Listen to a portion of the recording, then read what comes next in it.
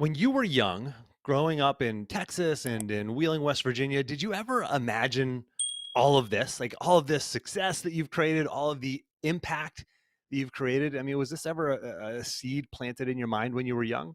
No, no, not at all. Like everyone else, you did what your parents thought you should do. You go to school. If they want you to go to college, you go to college, you graduate. My dad wanted me to be a lawyer or go to work for a big corporation, which I didn't particularly want to do.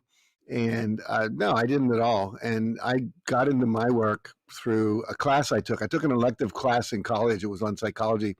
It was really like an encounter group where people just sat around and talked about their feelings and what they wanted out of life and told each other the truth, big secrets you never told anybody. And I went, hey, this is cool. I want to learn how to do this. This guy's getting paid to run this class. But no, I was just a normal middle class kid in Wheeling, West Virginia.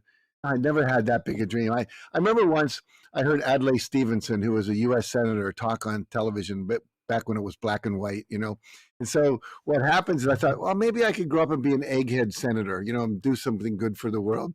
But that was like a short-lived thought. I went off to college. I just wanted to graduate. Just wanted to get escape tests and go on with the rest of my life.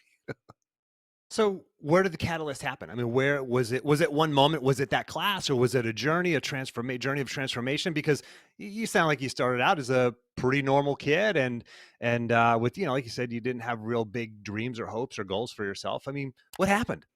I got to Chicago, University of Chicago for graduate school because I had no undergraduate psychology training, right? This is my senior year. I took that class. So someone said, well, you could sneak into psychology through education. You majored in history. You could go teach history. And in graduate school, you could start studying, emotional intelligence and all these kind of things. And so I went to the University of Chicago and I ended up teaching in an all black high school in the south side of Chicago. And I became very interested in why my kids weren't motivated. I was motivated. I just want to learn and do and be and have fun and go for it and all that. And they didn't. And so I discovered this guy named W. Clement Stone, who was worth about $600 million back in the 70s, which would be a billionaire today. And he was a friend of Napoleon Hill, who wrote Think and Grow Rich. And he had a foundation. He was running this course called Achievement Motivation Program. How do you motivate people to achieve more? I went, that's what I need for my kids. So I went and took this class, and it really transformed my life. I learned that money was not a four-letter word because I grew up in kind of a union household, where people resented the companies. And I learned that you could set goals and you could have visualizations and affirmation, the law of attraction, and all the stuff that Stone was teaching.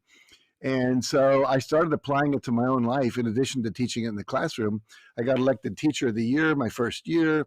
I had students that they would get kicked out of school and they would sneak back into school, come to my class and sneak back out of school because they didn't want to miss my class. So I got really good at what I was doing. And I started training other teachers to teach what we call self-esteem, motivation, goal setting, all of that. And it was then that I began to realize, wow, you really can create any reality you want. You just have to choose it. You have to believe it. You have to work at it, have a plan, visualize it, affirm it, be willing to fail, respond to feedback, persevere, don't give up, all the basic principles. And so W. Clement Stone challenged me one year. I was making $8,000 a year as a teacher in the Chicago school system back then, and which is not a lot of money. And he said, I want you to set a goal that's so big that if you achieve it, you'll know it's only because of me and what I've taught you. So I set a goal to make 100,000 in one year. And part of me thought, this is ridiculous, but I'm going to do it. I'm going to act as if it's true. And so I did all the things I was supposed to do: visualization, affirmation, acting as if, following my intuitive guidance when I would get internal kind of what I call inspired ideas. And sure enough, by the end of that year, I made $92,328, which was a little short of 100, but I was not upset at all. And then my wife looks at me and says, do you think it'll work for $1 million? I said, sure, let's do that. That took a few more years, but when I do a seminar, I hold up or I show on a slide a check that was written to me for $1,138,000 from my publisher for the first Chicken Soup for the Soul book. So that's when it all began to happen. And then we had goals like, let's transform 1 billion lives. Let's have 1 million trainers teaching my work by the year 2030. And so now I just live in that world of big dreams, thinking it's possible and going for it. So you said all of the basic stuff. You said visualization, affirmations, law of attraction, all the basic stuff. Mhm. Most people don't do that. It's the No, they basics. don't. Why not? I think two reasons. Number one is they're not taught. They didn't see their parents do it. I mean, rich kids obviously get rich because they watched their parents, the disciplines they had. Their houses were full of books. They went to summer camp. They had tutors. They believed that they could have that because they experienced it already. If you grow up poor, you don't have that belief system that this is reality for me, and then you're not taught in the schools. There's some schools, but very few who teach this work. And so I think, as unfortunately as adults, we have to learn to spend our hard-earned money uh, to go to courses, to take seminars and trainings, and buy the books and I used to say cassette programs way back when. Now it's all downloadable, MP3 files and so forth. And there's so much online, like your TED Talk, for example. Those TED and TEDx talks and the YouTube videos that everybody has out there. There's master classes. There's very inexpensive material if you want to go after it. If you're not exposed to it, you never heard the words. I mean, some people to this day don't know what a coach is. They think a coach is a guy who coaches football. And so they don't know about affirmations. Well, what is visualization? What is the law of attraction? I never heard of that. Is it like the law of gravity? What are you talking about? And the farther you get away from the coasts and big cities, the less people know about this stuff. And then a lot of people think it's woo-woo. They have no reference point. If this is so true, why didn't they talk about this in school? If this is backed by quantum science, how come I never heard about it in my physics class? So there's just a lack of awareness. Now, Oprah Winfrey and some of these TV shows, and all the shows that are out there, Deepak Chopra and so forth, people are getting more and more exposed to it in the mainstream, but it's still not. I still think less than maybe a fourth of the population really knows about this and actually does it. And the other thing is it requires discipline. And most people, if you don't have a coach, when I was on the track team, the coach would say, run 3 laps. Now I want you to walk 1, and I want you to run 1 as fast as you can. Then I want you to walk 1, then I want you to sprint the 100-yard and walk the corners. And I did it because the coach told me. I never said, well, why should I do that, coach? Do you have research to back that up? So we haven't had that experience. Excuse me. We haven't had that experience of people just being part of our culture. So it's just not, it's foreign to a lot of people. Yeah, and I would say even the folks who have heard of it, they have a hard time going, okay, visualization. I knew what that was when I was an athlete, like if they were an athlete in high school or whatnot. Right. And affirmations, that's a little bit different, right? I think some people think of Stuart Smalley. For any of those who are in, my Right. age bracket or above, we remember Stuart Smalley from Saturday Night Live when he said, Right. I'm good enough, I'm smart enough, and doggone it, people like me, right? We think of Right. affirmations. Meanwhile, Muhammad Ali said it's the repetition of affirmations that leads to belief. And when that belief becomes a deep conviction, things begin to happen. Like this is real stuff that world-class performers use. And then you said law of attraction. So I think even fewer people have heard of that. So can we start with visualization? Sure. So for the person who's heard of visualization, they know they should do it. How do you do it? Is it something that you do while you're laying in bed? Do you wake up and do it in the morning? I mean, and how do you visualize and what do you visualize? Can you put some, Sure. a little bit of a framework around that? Sure. Let's talk for about a minute about why to visualize, and I'll be glad to give you very specific instructions. So, what happens is the unconscious mind cannot tell the difference between a real event and a vividly imagined event. And I demonstrate that to people in a workshop by having them close their eyes and imagine they're on top of the tallest building in the world, like the Burj Khalifa in Dubai. You're 135 stories up, and you're on a terrace, but this terrace has no railing, just like the edge of a stage. And you have to walk to the edge of this railing or the edge of the terrace and look down. And everybody reports their hands get sweaty, their heart beats faster. And then I say, look, here's the deal. Where were you really? Well, in this room. What's happening? I was responding to the visualization. So your body is always responding to the visualizations that you have. Fear is visualizing the future bad things happening. Your fear of losing your house, fear of losing your job, fear of getting COVID and dying, fear of, the snake's going to bite you when you see a snake. You have to go into the future and imagine something bad. So what happens is we want to use that same function that we have, a visualization, for ourselves to rehearse and to imagine having the successes we want. When you do that, your body and your mind actually experiences that they had that success. It's like, I'm doing a talk on self-confidence in a couple of weeks. I've been kind of outlining my talk. And self-confidence generally is the result of surviving a risk. If you go out and give a talk and people like it, and it was scary, but you did it and they liked it, now you survived that risk and you go, oh, yeah, I got a little more confidence. I can do that. First time I asked a girl out for a date, she said no. Well, that didn't increase my confidence, But then I tried it again. Someone said yes, and that increased my confidence. So you have to take risks and take little risks at first. Don't overdo it. If you've never spoken to a group before, don't start with 5,000 people in an auditorium. Start with 20 in a church group or something.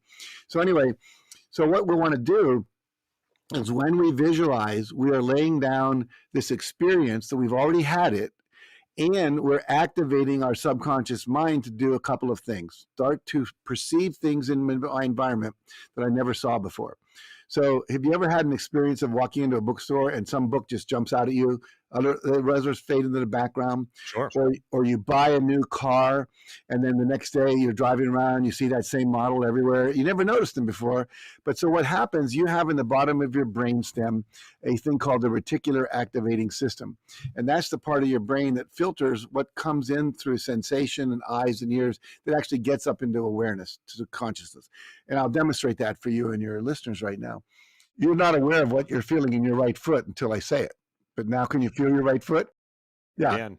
So all that information was streaming up your spine into your brain. Your brain was going, not important, not important. We're not paying attention to that. We're listening to Jack and Jim.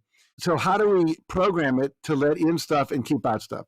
Because we can't perceive everything at once. It would overflow. So that's why when people take a drug like acid, they get overwhelmed by all the images, because that opens up a little more than usual and you're just perceiving so much stuff. So what happens is when you are visualizing what you want, the reticular activating system starts to notice anything in your environment that was always there that will assist you in achieving that goal. So it opens up the doors of awareness. The second thing it does is it stimulates your creativity to come up with creative ideas. Have you ever been in the shower and all of a sudden you go, oh, I could do that? Because you've been thinking about something and all of a sudden, or you're driving to work and you're kind of mindlessly driving to work, or for women, they're putting on their makeup, and so we call it hands busy, mind free time. And so what happens is that you are having these creative ideas show up. Now, you wouldn't have those creative ideas if you weren't focusing on the solution or the hope for a solution for a problem you have. So obviously your vision of what you want is a solution to something you have a problem with. You want more money, you want more free time, you want more clients, you want more people to listen to your podcast, you want to have people buy your book, whatever it is. So what happens is now you're starting to get creative ideas. That usually happens after about 30 days of repetition of affirmations and visualization. And then the third thing that happens is you're activating the law of attraction. So what is the law of attraction? The law of attraction is the law that says what I focus on and think strongly about, think actively about, feel strongly about, and visualize, talk about, think about, I am going to bring about. So what happens is if I'm visualizing having 1 million trainers training my Success Principles work by 2030, which is one of our goals, then when I'm doing that every morning, I am sending out an email, if you will, through I call it the internet as opposed to the internet. And what happens is people that are interested in making a difference in the world pick that up. And all of a sudden they're finding my Facebook ad. It was always been there, but they never saw it before. Or they don't know why, but they open up an email from me that day that they normally wouldn't open up, and normally just spam, spam, spam. And there's an invitation to my training program. I know a woman who's one of my major trainers who was walking through a bookstore and my book fell off the shelf right in front of her. She picked it up, she put it back on the shelf, and it fell off again because it was like one of those face out things and there was too many books in that row. And she didn't even look at it at first. Then she picked it up and she looked at it and she said, this is interesting. Started to read it, bought it, read it, called my company and said, I want to work for you guys. So that's the kind of thing that weirdly, oddly starts to happen. All of a sudden your brother calls out of the blue, you don't know why, or you decide to go to this Starbucks instead of that Starbucks, you don't know why, but you do, and then you're standing in line, and the guy behind you start talking to, and he turns out to become a client or a partner or an investor or whatever, or you marry the guy, whatever. So the point being, all that starts to happen. Now, how do you visualize? First of all, when? I recommend you visualize a minimum of twice a day. When you first wake up in the morning, I go to the bathroom first, And then I come back and I sit down. I have a nice, comfortable chair. Yeah, you can do it in bed if you wanted to. It doesn't matter. And you close your eyes and you visualize, and you have to do it this way. It's called associated versus disassociated imagery. You visualize what you would see out through your eyes. So if you were visualizing getting your master's degree in something, you wouldn't imagine watching you walk across the stage. You'd imagine your hands reaching out because you're looking from your own eyes out into the world and receiving that diploma, maybe getting a handshake or today a fist bump or whatever from the dean. And then you would imagine walking off and your parents are there taking pictures of you and high-fiving you or whatever. So always be seeing, like if you're visualizing skiing down a mountain, you see the tips of your skis, the top of your hands, because you're holding your ski poles. That's an important difference, because if you're out watching you out there, it's not as powerful. When you're visualizing, you want to be hearing the sounds you would hear and feeling the feelings you would feel if you'd already achieved your goal. So auditory, visual, kinesthetic, the three modalities that we all learn from neurolinguistic programming. We want to activate those, because when all three are happening simultaneously, it's a synergistic effect. It's like, energy cubed, if you will. So I'm looking at the movie. I'm hearing people applaud. Let's say I'm on stage speaking to 1,000 people. I'm visualizing a standing ovation. I'm visualizing people coming up afterwards and saying, "That's the greatest speech ever. Thank you. How do I get your book? I want to sign up for your program." I'm hugging people. I'm feeling what I would feel: joy, enthusiasm, love, peace, relief that I did a good job, whatever. That's how you do it. And do it again right before you go to bed. I don't do it if I'm about to make love that night. I got other things on priority. But if you're just going to bed normally, take a few minutes and visualize your goals as complete. So let's say you have 5 goals for the year that are really important. You're going to finish the book, going to double my podcast membership. I'm going to take a vacation with my wife. Let's go to the Maldives, off India, whatever.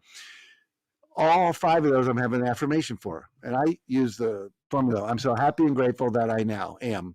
So I am, anything you say after I am, the subconscious takes as a command. So when people say, "I'm fat," the subconscious goes, "Okay, we'll give you that. Watch this. Take all food, put on hips." That's what the subconscious will do. So you never want to say that. Always be I aming that which you want, and you're lying to yourself, because you're saying, "I am so happy and grateful. I am on the beach in Honolulu, Hawaii, enjoying my week-long vacation with my wife and family." And your brain's going, "Come on, dummy, you're in Indiana," and you're going, "No, no, no, no, I'm in Hawaii." Now, if you keep that up long enough, your brain goes, this is a little metaphoric, but your brain says, "Jim's not going to give this up. We better figure out how to get him to Hawaii so we can take a rest, so we can resolve this tension," because the brain doesn't like tension. It's always going for homeostasis and peace. The way it gets there for most people is they give up the dream. Back to peace. I'll just watch The Bachelor and The Voice and we'll be happy and no big deal. But if you keep on doing the exercises, the brain goes, "Oh, the only way we're going to get peace is figure out how to get Jim to Hawaii, figure out how to get his book done, make sure he does all these things." And that's what then provides the motivation that gets you out of bed. And you do the action, and the action's required. You got to do the things like, book a vacation, write the book, all of that. That's a long monologue, but I hope that was helpful. Absolutely helpful. And for the listeners, like, this stuff works. It works in the real world. So I can think back of at least two major incidents in my life where this worked. Like when I was competing as a wrestler, I got a chance to finally wrestle the 4th ranked guy in the nation in front of 15,000 people. This was the match of my life. I had 16 years of competition. This being my 17th year and final year of competition comes down to this moment where all the pressure's on the line. It's 7 minutes, and it's either you go home with nothing, or you actually achieve the thing that you've worked all of these years for. And I visualize this hundreds of times in different formats, a match going, where I'm dominating the guy, or it's a close match and it goes into overtime where I have to come back from losing and win. But I visualized it, and this magical thing happened in that moment where it was a foregone conclusion.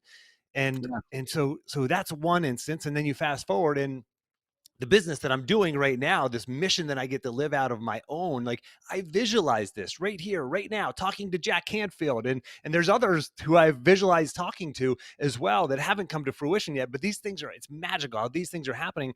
I visualized many, many times driving, and my old boss may be listening to this. So if you're listening to this, boss, like I'm sorry, but this was what I was visualizing when I was driving to work for several years, was walking into your office and tell you, "Hey, like, I quit, a great place to work, loved working at my alma mater, University of Virginia, but I visualized it and it happened." So you've got to take this stuff. This is like Jack called, he said, This is the basics. Most people don't follow the basics. You got to do the basic stuff. This is the basic stuff.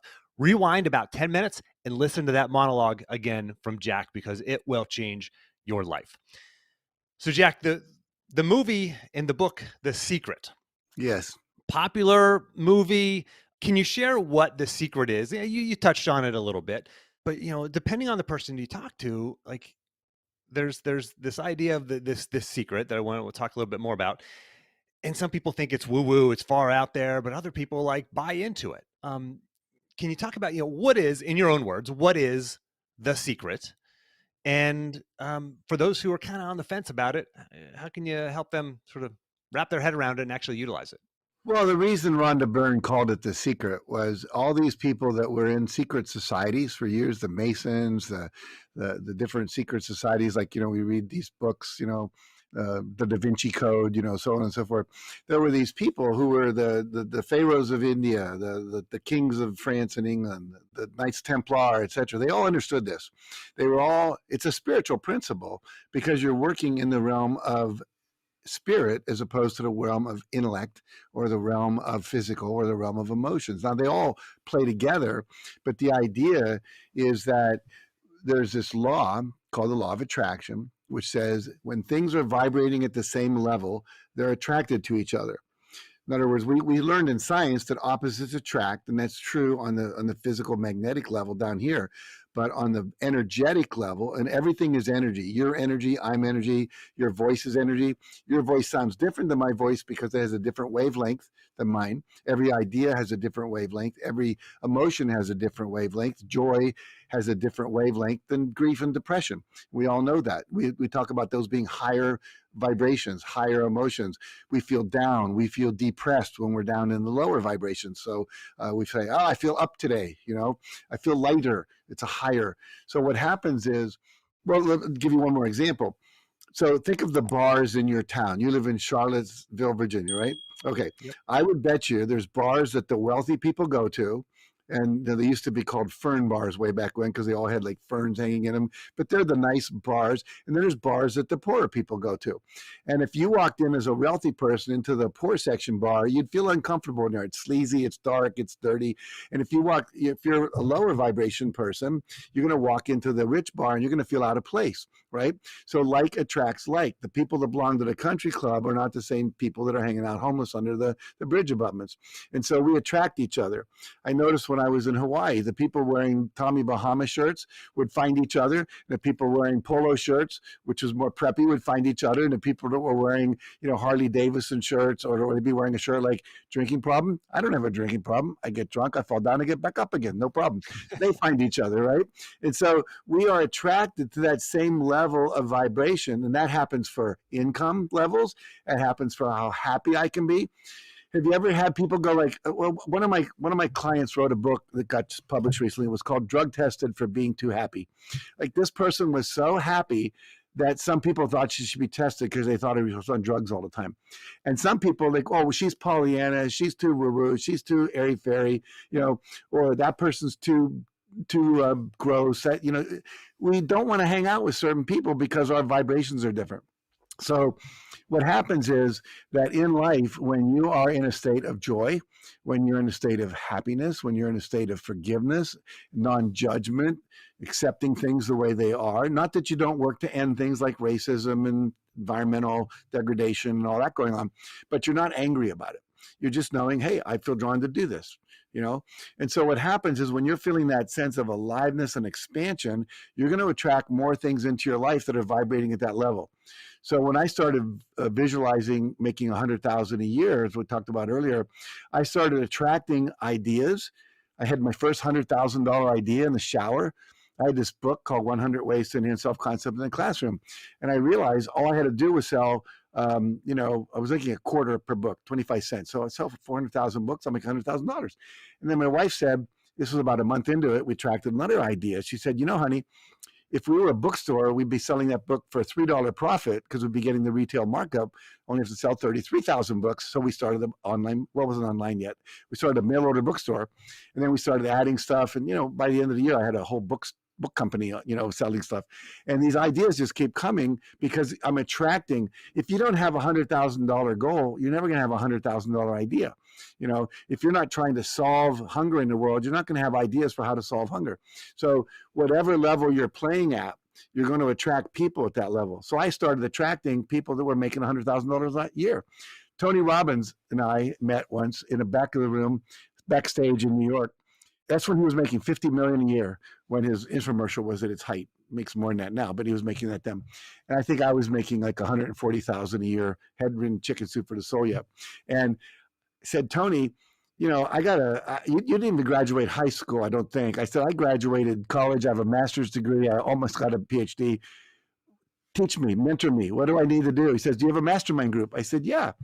He said, what's the most anyone in your mastermind group makes? I said, I don't know, $150,000, $200,000. He says, that's the problem. He says, no one in my mastermind group makes less than $100 million a year.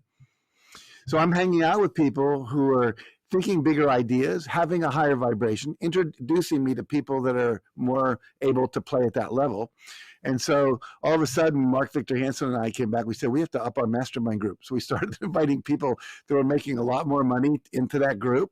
So if you don't know, a mastermind group, guys, if you're listening, is a group of about 6 people. You meet once a month, every 2 weeks by phones. Today be Zoom or Skype or whatever. Everyone gets 10 minutes to talk about what they're doing, what they're working on, and then every group brainstorms solutions and ideas and supports each other and introduces people to each other and so forth. So all of a sudden, then I'm starting to make $1 million a year. My best year, I've made $6.3 million a year. So I start hanging out with different people. So the law of attraction basically says, if you close your eyes and you visualize what you want and you affirm it, I am so happy and grateful. I am now experiencing, then you define it as if it's present tense, and then infuse it with feelings. We call it emotionalizing it. Some people call it Nevilleizing it because there was this guy named Neville who taught this stuff esoterically for years. The emotions are critical. If you just think it without the feeling, it's like getting in your car with no gas. You can have your GPS on, you know where you're going, you push on the accelerator, nothing happens because there's no fuel. The fuel is your emotions. You got to feel strongly. Man, I just, I hope the listeners are really getting this. I mean, this is the stuff. I mean, I didn't know that I was using this when I was visualizing and affirming when I was competing, but this was the stuff.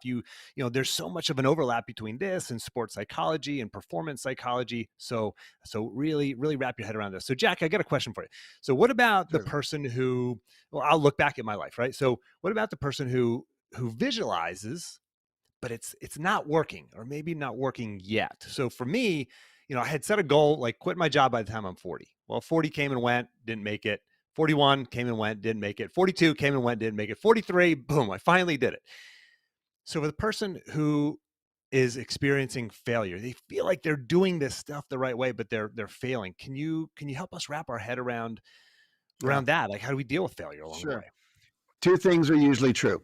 Number one, there's something in psychology called the psychological reversal. And the way to find out is you can muscle test it. So muscle testing is, I would do this on stage. Let's say you were that person. I bring you up on stage. I'd have you put your arm out. I would push down on it, ask you to resist. Being a wrestler, you'd be very strong, I'm sure. And then I'd get your base strength. Then I would have you say, I totally and unconditionally love myself just the way I am. And then I push down on your arm again. If your arm went weak, that means you're psychologically reversed. If your arm stayed strong, which it should when you affirm a positive thing about yourself, then you're not. 1 out of 100 people, statistically, scientifically researched in universities, are psychologically reversed. Often, not always, it comes from childhood physical abuse or sexual abuse, or just, it could be emotional abuse that happened, psychological, whatever. So we can reverse ourselves just by tapping with your dominant hand on your non-dominant hand 35 times. I don't know why that works, but it does. And what happens then, we would muscle test you again. Your arm, have you say that, your arm would be strong. Now, how long does it last? Everyone always asks that. And the answer is as long as it does. So for some people, it could be an hour. Some people it could be all day. I doubt that it usually lasts forever. So if you're one of those people, just do that every time before you sit down to do your visualization, before you do affirmations, before you read a self-help book, before you listen to a TED Talk, before you listen to your podcast, whatever. Now, if you're not sure what you are and you don't even want to muscle test you, you cannot take yourself out of normal and put yourself in reversal. only come out of reversal and back into normal. So basically, if you just did this, just as, as a precaution every time you're about to do something positive. This originally was discovered when clients would be coming into a therapist and they would say, I've tried everything. I've been to every therapist in town. I've done acupuncture, NLP, blah, blah, blah. Nothing's worked. We'd say, let me muscle test you. Boom, they were reversed. Now, that's why it wasn't working, because positive input was going in and having a negative impact. Now, that's one thing. But the other thing that's big on for most people is unconscious limiting beliefs. So you may have wanted this goal, you may have worked hard for this goal, your willpower is working in that goal, but some part of you had a belief that was stopping you from making that decision. Either it was afraid that something bad was going to happen if you quit your job, or it was like, who knows what it was. I'm not inside your head. But whenever I've worked with people who... You were there. You're exactly right. You nailed it. Okay. So whatever happens is it's usually between the ages of 3 and 8, some decision was made. For me, I'll give you an example of my life. I had clutter everywhere. I mean, it looked like a warehouse in my office. It was a disaster. And I one day decided to do this session with this guy, and he took me through a belief change exercise where we went back and we discovered my childhood decision. And what it was I was under the porch of my grandmother's house with my dog. My mom and dad had just got divorced. My mom moves in with my grandma with the 3 kids. So we're living in the attic, and the dog is my transitional object. You know about parenting. So your kid takes the teddy bear on the plane because it gives them safety when they're on this scary place. So my dog's my transitional object. I'm hugging my dog. My dog bites the neighbor kid. They're going to put my dog to sleep. They're coming to get my dog. I'm under the porch hiding with my dog. And I hear my dad going, Jack, when you come out, wherever you are, you're in deep trouble, and I'm sitting there holding on to my dog. I love my dog, they're going to kill my dog. And so they finally find me, and I get in trouble. I get spanked and all that kind of stuff. But what I decided was I have to learn how to protect the things I love, the people I love. And that got translated into the underdogs of life. So where did I teach? All Black inner city high school, poor. My job was to save everybody who was, not already, doing well. And so if you send me an email and I didn't get to it, I was clearing out emails from 10 years earlier that I had printed out that maybe someday I would answer, and they would just pile up and pile up and pile up.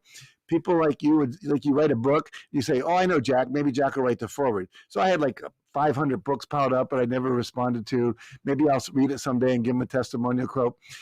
And what I realized is that I can't take care of everybody. Not my job. And my job is to do what makes me come alive. I teach that. Your job is to do what makes you come alive. Don't ask what the world needs. Ask what makes you come alive. Because aliveness is your feedback system that you're on course. Abraham talks about that. The joy is your feedback system. We all have a feedback system. If you're doing things that bring you joy, like you're doing now, as opposed to your old job, you're on course. And if all of a sudden, like with chicken soup, one day I woke up and it wasn't fun anymore. Here I am editing all these stories, and it got to the point where I'm thinking like, God, not one more one-legged guy climbs Mount Everest. I'm bored with this. I should have been excited by that, and I wasn't. So I said, okay, it's time to do something else. So anyway, imagine you're getting on a plane, Jim, and the pilot gets on. You're up in first class. You see the pilot. He comes on. He goes into the cockpit. The pilot's 6 years old. He's about 3 feet tall. He's 6 years old. He's got 3 stripes on his sleeve, and he's not going to fly the 747. How do you feel? It's like, what? I don't know. He can't possibly have logged 2,000 hours. I don't think so. And yet we have a 6-year-old piloting our life, or a 3-year-old, or an 8-year-old. Many, many decisions we made. I'm not good enough, so I'm going to try to impress everyone by being more than I am. I won't be authentic. Or it's not okay to ask for what I want because I asked my mom and my mom said, you selfish little bitch. You shouldn't be asking people for things. You always make everyone uncomfortable. Can't you just accept what you have? People hear stuff like that all the time, right? So then we decide it's not okay to ask. It's not okay to make noise. It's not okay to be sexy. It's not okay to have needs. It's not okay to want things. It's not okay to, play. It's not okay to stand up and talk in front of a group because I tried that in 2nd grade and I forgot my lines and everybody laughed. I'm never doing that again. And then we forgot we made the decision. And now you're in church and they say, could you read the homily next weekend? And you're going, no, I don't think so. So you're stuck. And so we got to get unstuck. And that's called belief work. And there's a lot of people that do it. I do it. And I would just say to your listeners, if you go to jackcanfield.com and you just get in my mailing list, I do 2 calls a year where I take people through a half-hour belief change experience. I usually have about 1,000 people on the call from all over the world, and I just do it as a service to the public. So just jackcanfield.com, get on my list, and then when that happens, you'll be notified. And I would also say, if you want to get a free gift when you go there, just go jackcanfield.com/ the word transformation, and you get a 10-day download of a 3-minute video of me teaching one of these principles that we talked about, visualization. I do that with 10 different principles over 10 days. And so that's free to you as well. But beliefs, that's why it's the limiting beliefs. We don't know we have them, but we get stuck. Yeah, absolutely. So for the listeners, make sure you grab those 2 links, jackcanfield.com and jackcanfield.com/transformation. And we'll have those in the action plan. Just go to jimharshawjr.com/action. You can get all the links. We'll have all of Jack's social media, etc. But we're not done here. I got another question for you, Jack. Sure. You've had so much success in your life. Can you tell us about a time when you failed? Was there a moment when you felt that failure, that self-doubt that comes with failure? Because we look at you from the outside looking in and we go, man, things are just easy for him. Things were easier for him. Like, woe is me, because, I've got all these things holding me back and I've got these failures. And if I try that, I could fail. Can you share a time when you failed? Well, let me just contextualize this by saying one of the reasons that people don't take steps for support, and not support, but to do the thing they want to do to achieve their goals, is called self-doubt and shame. And it usually comes from, I tried something in the past and it didn't work. And I don't know if I want to put myself through that again and have that experience again. Because in life, what we do, we avoid feeling uncomfortable. And so if we've had uncomfortable feelings, like literally, I had to throw away a bunch of ties recently because I'm just not wearing them anymore. And I've saved a few, but it was really hard because I had to confront that I made a bad buying decision. One of the problems people have when they're decluttering is they can't admit, I never should have bought that shirt in the first place. As long as I keep it, I don't have to confront that. It's well, maybe someday I'll wear it. So for me, my self-doubt doesn't come after a failure. It comes before I try the thing. Can I do it? Am I enough? Do I know enough? And that's where I learned eventually the only way to get through anything is to just feel the fear and do it anyway. And now we have tools like EFT tapping. We have other things like that where we can get rid of fear much quicker. Used to be I just had to go jump out of a plane or do Tony Robbins firewalk or whatever it was to realize, well, that fear is stupid. I could walk on coals, which I did, and it was a great experience. So for me, I don't think about failure the way most people do, Jim. I realize they're just, for me, learning experiences. They're just delays in results. And so, I always say when I was a kid, I fell down a lot when I was learning to walk. And I never felt like I failed.